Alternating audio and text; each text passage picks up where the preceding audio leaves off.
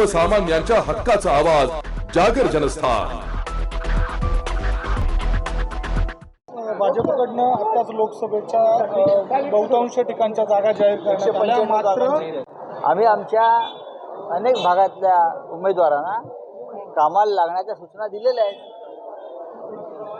यादी हा औपचारिकपणा आहे। इंडिया आघाडीला फुटीची भीती आहे म्हणून यादी जाहीर करत नाही असं काही पुढे कशा करता आम्हाला फुटीची भीती असण्याचं अजिबात कारण नाही। जागा वाटप देशभरात सुरळीत पार पडलं। हा पाणी काँग्रेसचं झालेला आहे, झालंय ना। जे होणार नाही आपण म्हणत होता, समाजवादी पार्टी आणि काँग्रेसचं झालेलं आहे। ममता दिदी आणि काँग्रेसचं लवकरच जाहीर होईल, महाराष्ट्रामध्ये जाहीर होईल।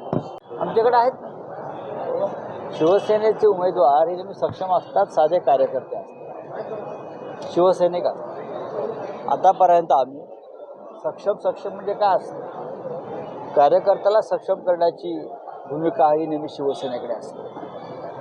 महाराष्ट्रातले आपण सगळे खासदार आमदार पाहिले असेल ते सगळे फाटके फकीर आहेत, ते 10 लाखाचा सूट घालून फिरत नाहीत।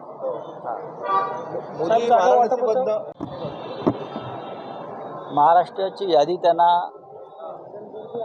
तयार करणं हे सोपं नाही, कारण त्यांचे जे विद्यमान खासदार आहेत आणि जे आमच्याकडनं फुटून गेलेले जे टोळी आहे, हे खऱ्या शिवसेनेच्या मदतीशिवाय निवडून येणं अशक्य आहे, हे त्यांनाही माहिती। आता नाशिकचंच घ्या, नाशिकचे विद्यमान खासदार जर उभे राहिले तर त्यांचे डिपॉझिट राहणार। बाजूला दिंडोरीत जा, आरोग्य राज्यमंत्री ज्या महिला आहेत आपल्या ताईसाहेब, त्यांचे महाराष्ट्रामधनं वगैरे लढलं तर आणखी लढावं, त्यांनी नाशिकमधून लढावं। नाशिकमधून त्यांनी एकदा लढावं ना, आम्ही आहोत नाही ते। मध्यंतरी पुण्याची चर्चा होती। अहो, महाराष्ट्रात सोपं नाही आहे। ज्या पद्धतीनं तुम्ही महाराष्ट्रामध्ये खेळ केलेला आहे सत्तेचा, पैशाचा, तुम्हाला इथे महाराष्ट्रातील जनता टिकू देणार नाही। पण त्यांची यादी तरी दाखल झाली, शिंदे गटाच्या वतीने तक्रार केली। शिंदे गटाच्या वतीनं केलेल्या तक्रारीनुसार जर कारवाई होत असेल, देशभरामध्ये सत्ताधारी आहेत ते आपल्या राजकीय विरोधकांना त्रास देण्यासाठी अशा प्रकारे समन्स बजावणं, चौकशीला बोलवणं, कारवाई करणं, या गोष्टी आम्ही सहन करतो। योग्य वेळ येईल 2 महिन्यात, तेव्हा बंदुका उलट्या फिरलेल्या साहेब 340 किलो नाही, बैठका संपल्या। हो, आता परत कुठलीच बैठक होणार।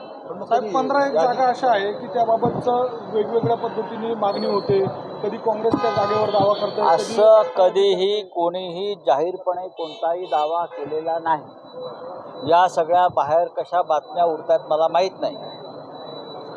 3ही पक्षाचं नव्हे तर 4ही वंचित बहुजन आघाडीसह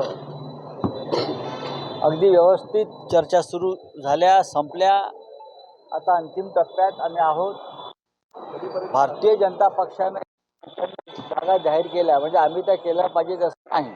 आपली पहिली यादी कधी?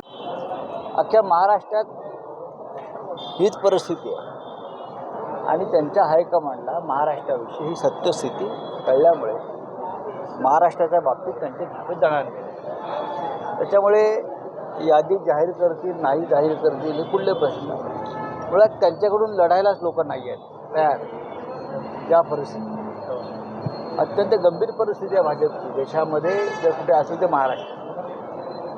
मग अशा कंडिशन 2 दिवसांपूर्वी सांगितलं नेमकं काय? शिंदे गँगमध्ये गेलेले 90% खासदार आणि आमदार संपर्कात आहेत। पुढे बोला। पण तुम्ही घेणार अजिबात नाही।